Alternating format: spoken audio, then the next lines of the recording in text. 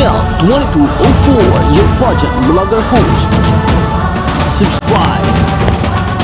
Magandang araw Pilipinas, magandang araw Universe!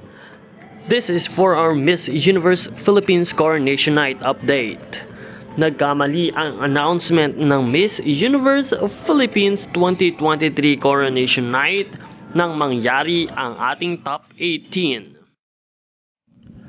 After the announcement of top 18 ay naglaban-laban ang mga ito sa swimsuit round kung saan nag-announce sila ng another top 10. In-announce sa top 10 si Makati, Bohol, Davao Oriental, Baguio, Zambales, Bacolod, Agusan del Norte, Sorsogon, Eastern Samar at Cavite.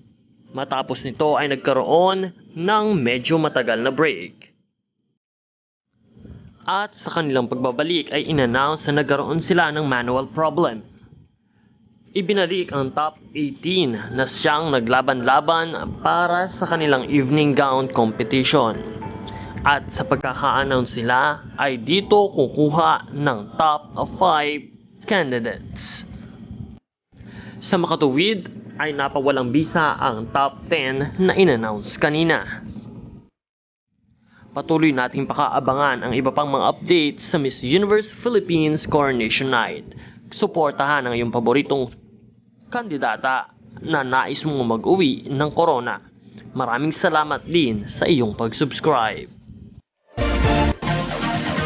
Support your favorite candidates and leave a comment.